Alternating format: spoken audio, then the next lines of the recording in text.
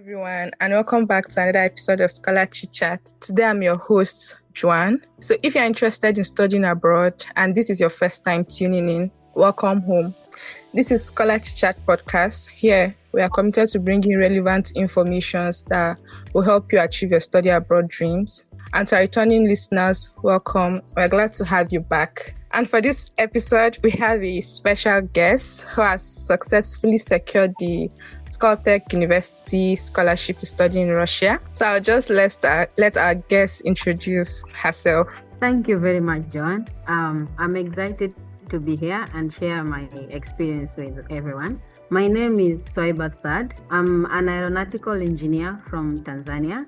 And currently, I'm pursuing master's degree in applied computational mechanics at Skoltech, which is Skolkovo Institute of Science and Technology in Russia.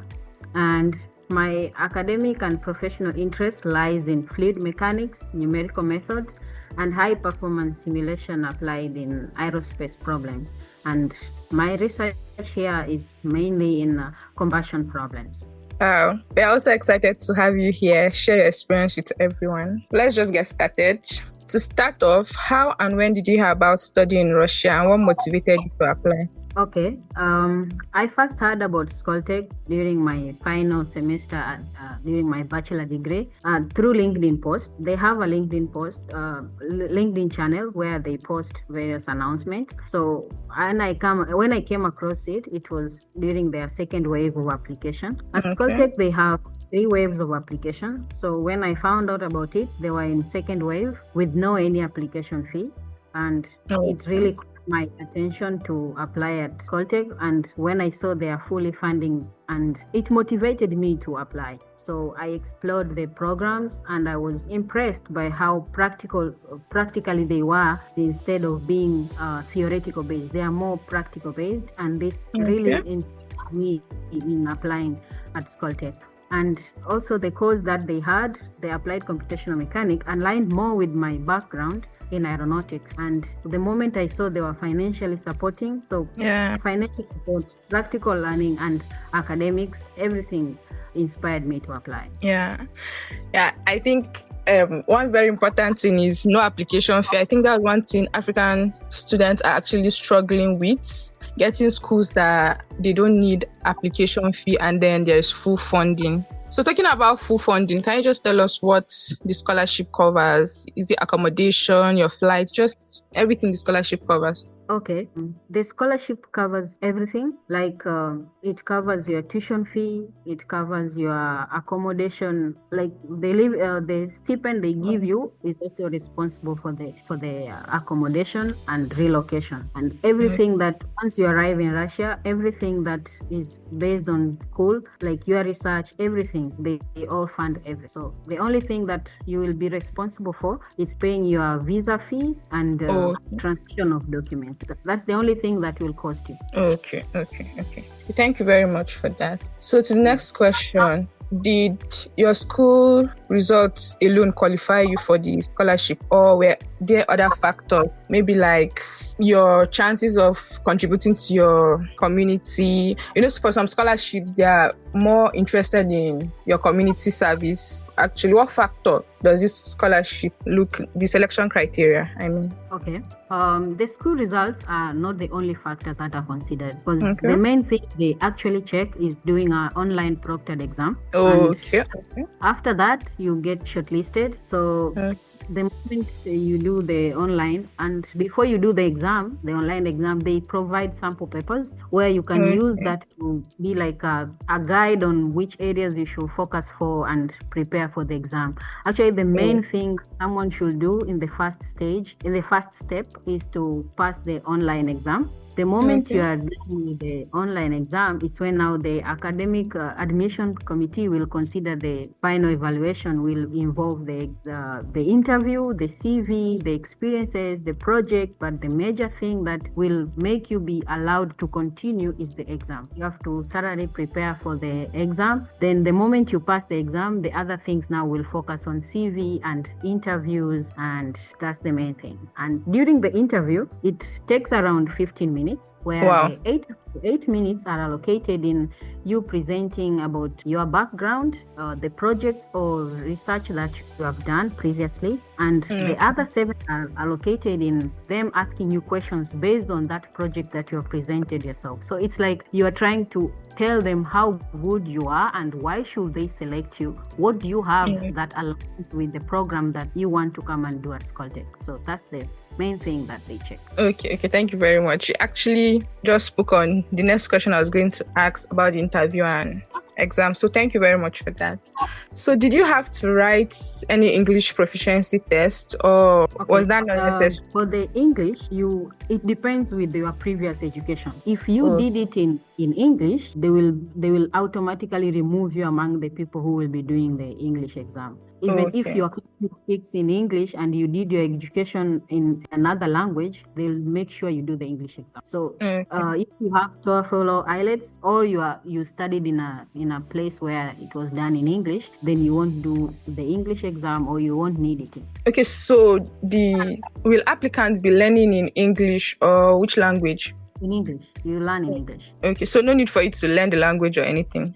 Yeah, but you still need the language, because when you go outside to take the transport, or you go to supermarkets, up to now I'm still using a translator, Google Translator, because outside you know the language. Okay, thank you very much.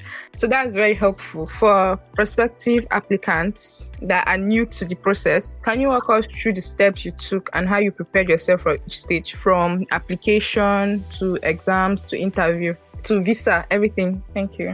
Yeah, that's a very good question. Skoltech application actually involves 3 main stages. The first stage is like filling the online form, where you won't pay for any application fee. You just fill the form, and after filling the form, inside the form there will be some short essays based on the particular program you are applying. They will need some recommendation letters, and the recommendation, it's you to choose to submit yourself or to ask your professor or someone else to submit the forms for you. So it depends which one you find is easier to do. Personally, I submitted myself, because by then I had already the recommendations on hand, so I didn't want to delay. I directly submitted them. Then that will be the first stage. After submitting, they'll send you a link for the exam, which will take you to the second stage, where you'll be doing the proctored exam. And different programs have different hours on doing the questions. For my program, I had 10 questions for 3 hours. Like, they just want you to have a paper and a pen and a calculator, and you just solve the questions. They are multiple choice and filling the blank questions. So you read the question, understand the questions, and just answer based on how you prepared yourself. Then after that, we'll go to the third stage. And this third stage is like a dynamic and an engaging stage, because the moment you pass the exam, the next stage, students are few.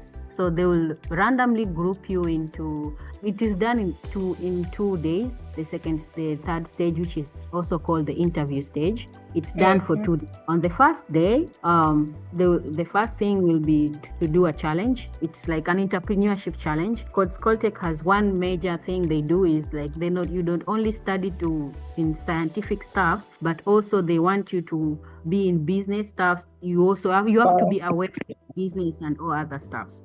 So that's the first thing that you do, is a challenge. And in that challenge, they mainly focus to see how can you communicate in a team, your communication skills, your teamwork. So they'll randomly group you to people who you have never met, who you don't know.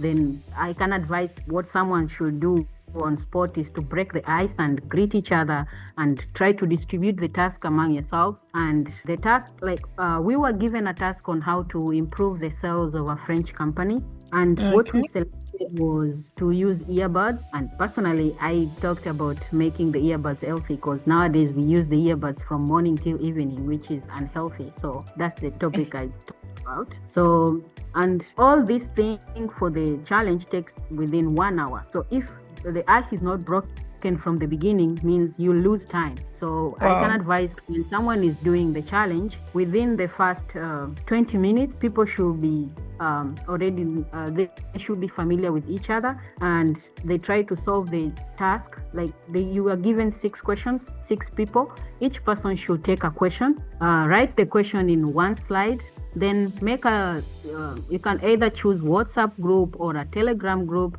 Then there you can submit your slide, because there will be 6 slides. Then from that, someone can make a Zoom link and you can present, because each person has to speak for 2 minutes. So the admission committee will try to see how you all contributed yourselves. How did you speak during the 2-minute speech of your slide? And how did you organize yourself to complete the task within 1 hour? And that's always a challenge, because some people face internet problems. As you know, in Africa, it's an issue to have a consistency. So if someone is already there and they are facing a problem, they should try to show like they are ready to assist each other, cooperating, helping each other write the task and finish on time. Like within 40 minutes, people should be done, and they should just start uploading the task, because uploading also takes time.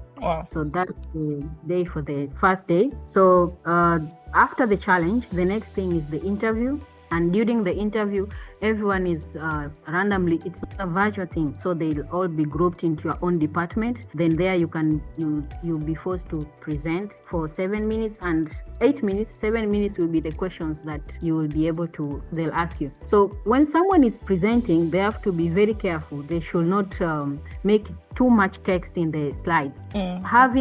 Having figures, graphs, and equations, that's actually a great deal, because it will make those people listen to the speaker instead of reading what they wrote. And they can present a lot of projects, but you should choose the major project that aligns with what you're going to do at Skoltech. That's okay. For someone that is trying to change, maybe your background is different from what you are going into. So what you presenting, is it on your previous background or what you look forward to studying in Skoltech? Okay, when you are presenting, you should make sure, even if your previous background is different, you should make sure you have a project that aligns with the projects that are going on, like the research that's going on. Yeah, so if it's a bit going to be different from what you studied, it should at least align and have a strong project that will show like, okay, this person really knows what they're going to do, and they see like you are going to contribute something at Skoltech. Thank you very much. Yeah, and after the interview, the next thing that will take place is those who did not study in English will be told to go and do the English exam. And there are some courses, especially computer courses like data science or IoT, like information and technology. Those people will be given an will be given a mathematics exam. They'll have an extra mathematics exam. Okay. Yeah, and after that, the next day, the ones who don't have an English exam or mathematics exam will be done for that day. Then the next day is an easy day, because you're just given a question through email where you should answer the question and make a PDF, then submit. After that, you just have to wait for the results, and those who did not successfully get in are given a chance to go to the next round. And I think that's the best part about Skoltech. It's like you're given 3 rounds. If you find out about Skoltech during the first round, you apply. Then if you don't get in, they tell you do it again. So you get a second round. Then if you don't get in, they advise you to do the 3rd round. So you have to the 3rd round. And right now, 1st and 2nd rounds are done. 3rd round is in 7th July. That's the application. So it's like it's a good opportunity for someone to try as much as they want, and it's great because you get to experience where you went wrong and correct the mistake. Correct it. Yes.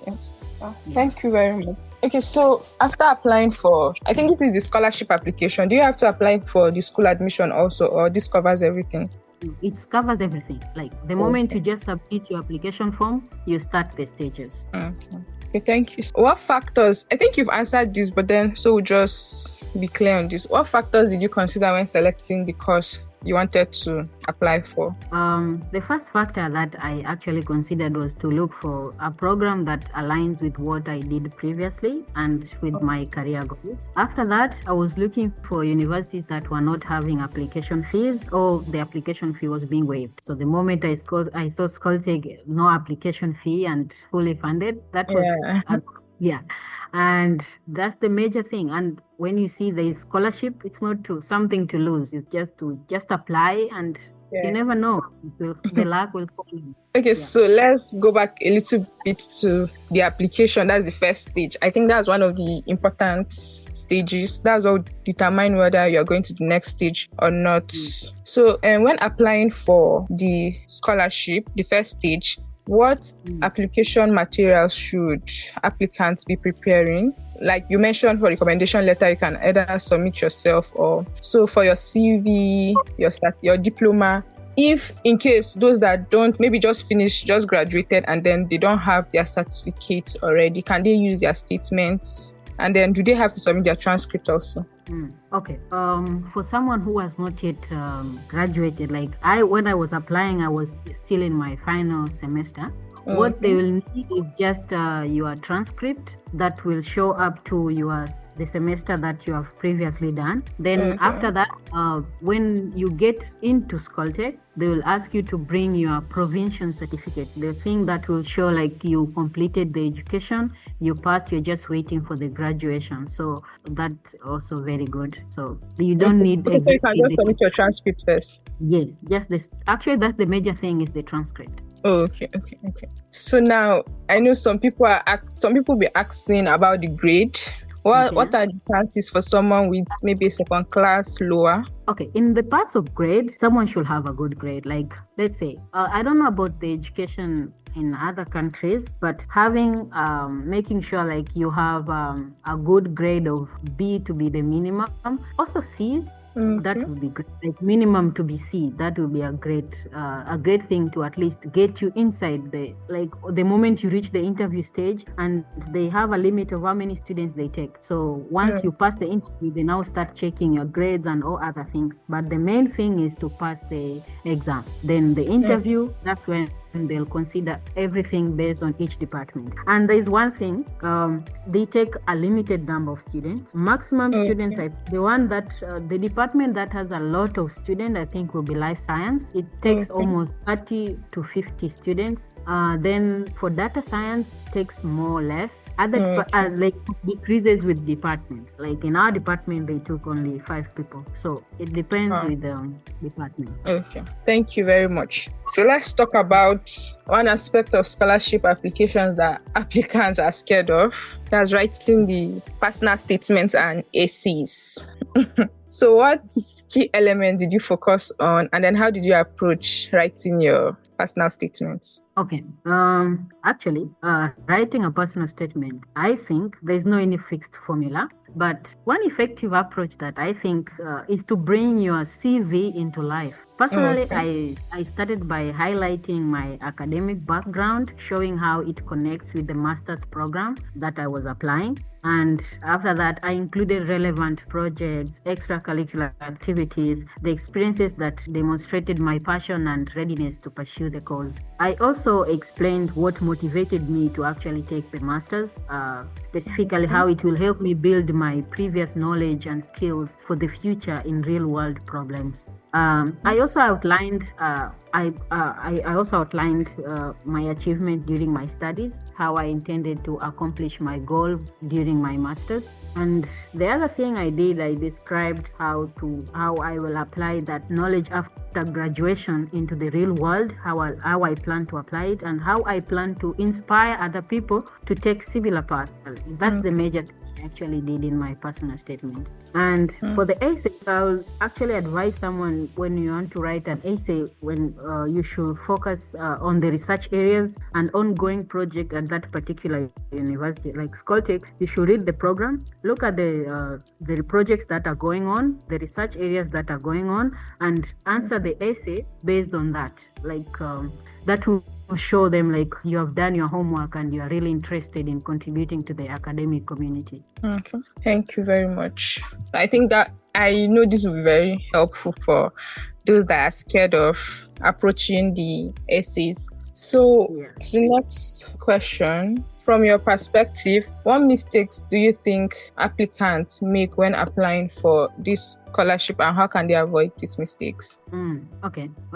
This is really kind of hard to know, because nowadays the admission teams, you cannot really know what they are really looking for. in a particular applicant. And someone might have a perfect CV, academic results, but pass the online exam but still fail to get in. So what I can really advise is someone should not directly jump straight into the application just because someone can say, okay, it's fully funded, and just jump into any random program without really researching what that program does and what will you say, or what will you present, which projects will you do, to make them see like you are really qualified into continuing or into joining Skoltech. Yes. Excellent advice. Thank you very much for that. So, what was your biggest cultural shock when you moved to Russia, and how were you able to adapt to a new country? Oh, yeah. My biggest cultural shock was discovering how friendly and helpful Russians are. Moving into a new environment, it's normal to expect challenges like adjusting to the weather, food, and everything. So despite language barrier, which was the major issue, people are welcoming and willing to help. Like, you can meet someone on the road, like the first thing they see is you taking your translator for them to at least get to know what you want to talk to them about. And they are ready to actually wait for you to just open your phone, open the Google. And the other thing is, in Russia right now, like you have to use a VPN. So switch on the VPN, connect the translator. They'll all wait and just make sure you get what you really need. So that one was something really great that I saw. Like, they're more hospitable, like they're ready to help whenever someone has any problem. And academically, it was smooth as the education is done in English, and so this becomes easier to learn and get engaged with the professors and fellow students. Yeah. So how long have you been in Russia now? Right now, I think this is my 9th month. I think. Wow. I arrived in around last year during October, so I've almost 1 year. Okay, so to the next question, what are some common misconceptions about studying in Russia that you like to clarify for prospective applicants? The first misconception is people saying, like, in Russia right now, people will be facing war and all those other things that are going on in social media. Yeah. But what I can actually tell someone is, the moment you arrive here, you'll be like, there's nothing going on. Like, everything goes on as if nothing is going on. It's just occurring in social media. So I can say what's happening in social media is not really what's happening inside. It's peaceful, friendly, everything is good. Just say it's cold. You just have to adapt to the weather, which I'm still adapting up to now. But it's not easy. Yeah, other things are like, it's great. What people think is different from what's happening. Okay, thank you very much. So can you maybe outline the timeline for the application process, since one is currently, I think you said the third phase is currently taking in applicants. Yes. So the timeline, how long does it take for them to be called for the interview? The next, just the timeline doesn't have to be, yes. Actually, I can say they have the shortest timeline.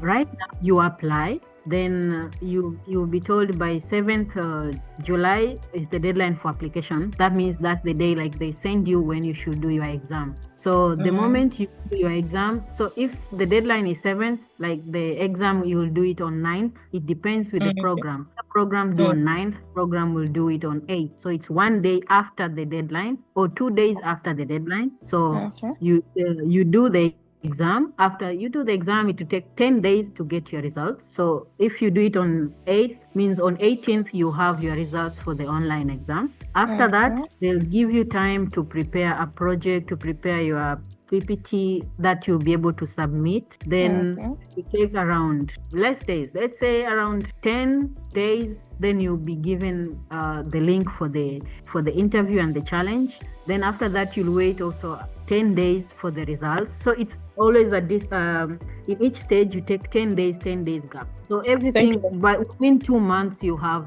your results of either you're going to Skoltech or are you going to apply for the next wave.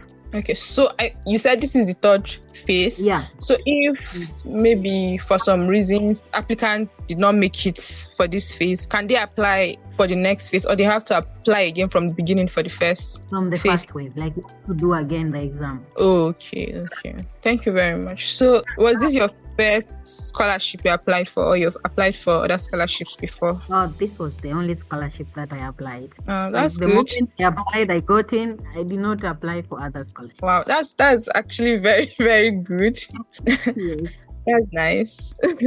So you mentioned that the scholarship is kind of competitive for different departments. So what do you think helped your application stand out? What I think really helped in my application was, first of all, is to passing the online exam. The second thing is I had almost 10 projects that I did, and I presented one which was so similar to what is going on at Skoltech. And during the presentation at the interview, they asked me questions based on how I did the project. It's like they have to check the authenticity of the project that you did. So they'll ask some tricky questions to find out if really you did the project, and they'll ask some extra questions that were there during the exam to try to see if you really did the exam yourself. Then after that, I was lucky during the challenge. There was someone who was from first stage, and he was in first wave, and he advised us like have to finish this project within few minutes. So it became easier to do the challenge, and because there's someone who did it earlier before, so we had someone with experience during the challenge. Okay. So were there any resources or websites you relied on for help? Maybe check information and all that. Yeah, for the exam, they'll give you sample papers and textbooks, like a PDF book where you can use to read and be familiar with the questions. Okay, so I think another question that a lot of applicants have is, does the scholarship accommodate dependents? Yes, actually, what they do when you apply, the moment you get the scholarship, if you have a family, they will allow you to travel with them to Russia, and they'll give you an accommodation that will also cover the family. And dependents, they take ones who have below 18 years. Okay. That's actually good. Thank you very much for your time. So it's actually really nice. So it's good to know someone and other people to get the opportunity of getting to learn and expand their knowledge. Yeah, this is actually what Skoltech Chat is all for. It's a great thing. Thank you very much. Congratulations for it. Thank you. So finally, for our listeners who are considering applying for the scholarship, what advice will you give to them, knowing what you know now? Okay. I can advise them to, if they want to apply for the third wave, it's open and it's 20 seconds. So filling the online form, if they have the recommendation, it will be very fast. Just 1 hour you'll be done with filling the online form, and they can go to, after they submit, they will be sent for a link where they can get the sample papers and the textbook where they can use to read and be prepared for the exam, which will be on 8th or 9th. It depends with the the other thing is, when they're applying, the main thing is they should not just work hard, but they should work smart, like listening to the podcast and understanding steps, because if they just rush into without getting advice on how the steps are done, it's very hard to finish. For example, you reach in the challenge and you find like your internet is not working, but if you listen to the podcast, get the idea like, okay, people can help each other, we should be breaking the ice, communicate, and people should be confident in themselves and believe they can do it, because everything is believing. The moment you believe, you'll work hard. Thank you so much, Swahibath. Thank you for sharing your insights and experience with us today. We are glad to have you. Thank you very much, Joanne. It was great to know you too. So to our listeners, we hope you found this episode helpful. Remember, opportunities like this can open doors to incredible experiences and chance to make a real difference. Until next time, thank you for tuning in. And if you're also considering other scholarships, we have like over 30 episodes relating to scholarships in different countries. You can also do well to check that out. You can also follow us on all our social media platforms at scholarchitchat.com. See you next time. For the meantime, keep striving and stay inspired.